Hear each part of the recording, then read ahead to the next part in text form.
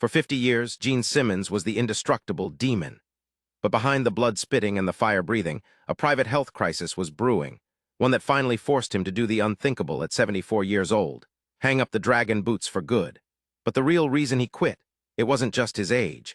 It was a terrifying realization about the absolute limits of the human body when strapped inside a 50-pound cage of leather, metal studs, and spiked armor. We often think of our rock gods as immortal beings who somehow defy the laws of biology, superhuman entities who can just keep touring until the end of time. But the reality of live performance is far more brutal, and what Gene Simmons experienced during those agonizing final months on the road fundamentally altered the course of live entertainment history forever. Truly understand the overwhelming gravity of this retirement, you have to realize that Kiss was never just a traditional rock band. They were a comic book brought to life, a high-octane theatrical spectacle operating on a massive, highly dangerous scale. Mick Jagger can still shimmy across a stadium stage in his 80s because he is wearing comfortable sneakers and a lightweight silk shirt. Gene Simmons, on the other hand, was stepping onto the stage night after night wearing an absolute torture device. We are talking about 40 to 50 pounds of heavy, restrictive, suffocating gear. The iconic dragon boots alone are 7 to 8 inches high, completely altering his natural center of gravity and placing unimaginable, repetitive stress on his knees, his lower back, and his entire spinal column. Every single step he took required calculated precision. If he fell, the sheer weight of the armor could cause a catastrophic, career-ending injury. And yet, for half a century, Gene performed the brutal ritual without complaint. He painted the face, donned the armor, breathed the fire, and spit the blood. But as he crossed his 70th birthday, a profound and undeniable dissonance began to form. The demon was supposed to be a timeless, ageless entity, an icon of pure, unadulterated power. Gene Simmons, the mortal human being beneath the white and black grease paint, was rapidly aging. The physical demands of simply walking from the drum riser to the microphone were becoming a Herculean task. He found himself trapped in a prison of his own making, a victim of the very spectacle that had made him a billionaire. The fans expected the scorching fire, they expected the flight into the stadium rafters, and they expected the superhuman energy. But biology is a ruthless debt collector, and by the time the end-of-the-road tour kicked into high gear, the physical debt was demanding to be paid in full. The terrifying breaking point arrived on a violently humid night in April of 2023. The band was playing a massive stadium show in Manaus, Brazil. The climate in Manaus is notoriously unforgiving. The city sits right in the middle of the Amazon rainforest, meaning the intense heat and extreme humidity act like a heavy, suffocating blanket over everything. Now, imagine standing in that sweltering, oxygen-deprived environment. Then, imagine doing it while encased in 40 pounds of thick black leather, heavy metal studs, and a restrictive wig, entirely under the blinding heat of industrial stage lighting and massive pyrotechnic explosions going off mere feet from your face. Halfway through the set, something unprecedented and alarming happened. The indestructible demon began to falter. Gene Simmons, the man who had always powered through sickness, deep exhaustion, and chronic pain, desperately signaled to the crew for a chair. For the first time in 50 years, he had to sit down during a live performance. The pounding music ground to an awkward halt. The massive crowd watched in stunned silence as their larger-than-life superhero suddenly looked exceptionally frail and terrifyingly vulnerable. Paramedics rushed the stage to treat him for severe dehydration and dangerous heat exhaustion. This was not just a minor hiccup, it was a psychological earthquake for Gene. The invincible illusion was completely shattered.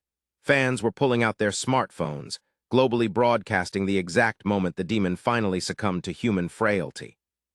Gene later tried to downplay the incident to the press, but behind the scenes, the stark reality was impossible to ignore.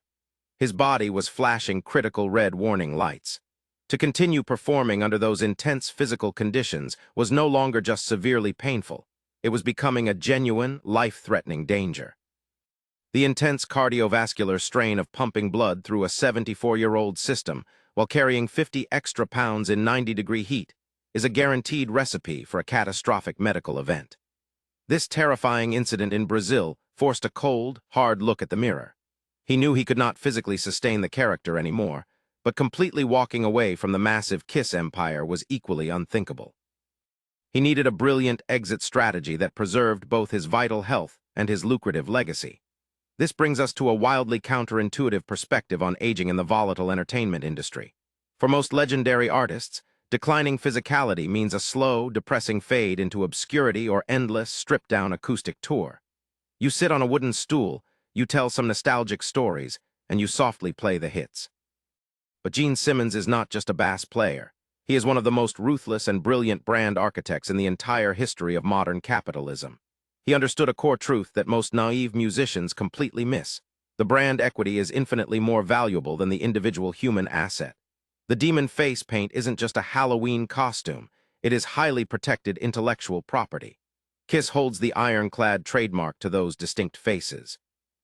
Gene realized that the very thing destroying his physical body, the larger-than-life comic book nature of his stage persona, was actually his golden ticket to unprecedented financial immortality. The brilliant, counterintuitive pivot was this. Instead of scaling the live show down to accommodate his aging, failing body, he needed to aggressively scale the show up to eliminate his physical body entirely. He recognized early on that the future of massive live music wasn't strictly in flesh and blood, but in data, server farms, and code.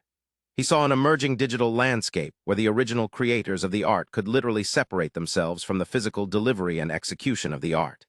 He knew he had to legally and professionally quit, but quitting didn't mean ending the Kiss Corporation. It meant orchestrating the greatest technological magic trick in rock history. By acknowledging his harsh physical limits, he unleashed a frictionless scalability strategy that completely disrupted the traditional concept of a farewell tour. He wasn't saying goodbye to his audience. He was initiating a massive, global software update. This required letting go of the fragile artist ego that constantly tells a performer they must personally be on a stage to receive the crowd's applause. Gene Simmons mathematically calculated the exact moment his physical presence became a financial liability rather than an asset, and then he executed a flawless transition of power unlike anything the music world had ever witnessed. To achieve this monumental transition, Gene and his bandmates turned to the apex predators of visual technology, Industrial Light and Magic, the legendary special effects powerhouse founded by George Lucas. They partnered closely with Pofhaus Entertainment Group, the incredibly successful Swedish masterminds behind the wildly profitable ABBA Voyage virtual concert experience. But creating the Kiss avatars wasn't as simple as drawing some cool cartoons and projecting them onto a screen. It required an intense, deeply grueling technical pipeline. Months before their heavily promoted final physical show at Madison Square Garden, the band traveled in secret to ILM's highly secure headquarters in San Francisco. There, they permanently traded their heavy leather armor for sleek, form-fitting motion capture suits covered entirely in hundreds of reflective tracking markers. They performed their entire legendary set in a massive volumetric capture volume, an advanced digital stage surrounded by hundreds of high-speed stereoscopic cameras and biometric sensors. Every single nuance of Gene's performance was completely digitized into raw information. The exact heavy way he stomps his foot, the specific aggressive angle of his headbang, the precise, terrifying contortion of his facial muscles when he flicks his iconic tongue, all of it was recorded as pure, unadulterated data. ILM's Stagecraft virtual production team then fed this massive trove of information into advanced machine learning algorithms. The ultimate goal was not to capture Gene Simmons as a tired, 74-year-old man, but to flawlessly map his unique physiological kinetic signatures onto an idealized, immortal, superhuman digital body. The resulting avatars aren't just playing simple pre-recorded animations. They possess the exact, authentic kinetic energy of the real band, permanently stripped of biological fatigue. When the final ringing chord echoed through Madison Square Garden on December 2, 2023, the Flesh and Blood Band left the stage for the last time. The massive stadium screens ignited, and the cutting-edge digital avatars instantly took over, performing a flawless rendition of God Gave Rock and Roll to You. It was the ultimate, unprecedented baton pass. Gene Simmons had successfully downloaded his musical soul into the mainframe. He walked away from the punishing physical stage and directly into the digital ether, permanently preserving the demon at the absolute peak of its terrifying power. We can look precisely at why this revolutionary model is the undeniable future of legacy entertainment by examining the financial blueprint Pofhaus Entertainment already established with ABBA Voyage. ABBA hadn't performed together live in 40 years. Instead of foolishly forcing four people in their late 70s to endure the punishing physical grind of a global stadium tour. They built a massive custom arena in London and deployed their highly advanced digital avatars. The financial results were absolutely staggering to the entire industry. The show consistently generates over $2 million a week, operating at a staggering 99% capacity night after night. In this new digital paradigm, there are absolutely no sick days. There are no weather-related travel delays. There is zero physical exhaustion or vocal node surgery required. By officially selling their massive music catalog, brand name, and complete intellectual property to Poffhaus in an unprecedented deal estimated at over $300 million, Gene Simmons essentially bought a global printing press that never runs out of ink. The new KISS Avatar experience, currently slated to launch its full global assault in the second half of 2027, will be able to effortlessly perform in 3 completely different major cities on the exact same night. They can absolutely perform in Tokyo, London, and New York simultaneously, collecting astronomical ticket revenue entirely across multiple time zones. This fundamentally and permanently changes the underlying economics of live music. The aging artists become highly paid, passive shareholders in their own endless, automated touring cycle, reaping massive, continuous profits while sleeping comfortably in their own beds thousands of miles away.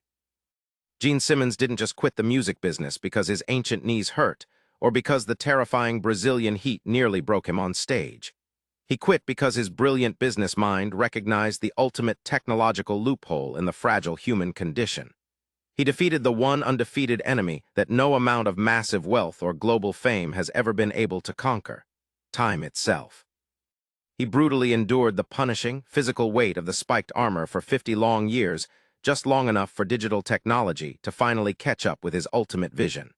The flesh and blood demon is finally resting his weary bones, but the immortal digital demon is just waking up to conquer the globe. Which leads us to a massive, existential question about the entire future of the entertainment industry. If our favorite, legendary artists no longer need to be alive to put on a spectacular, sold-out, multi-million-dollar stadium tour, what does that truly mean for the underlying value of genuine human connection in art?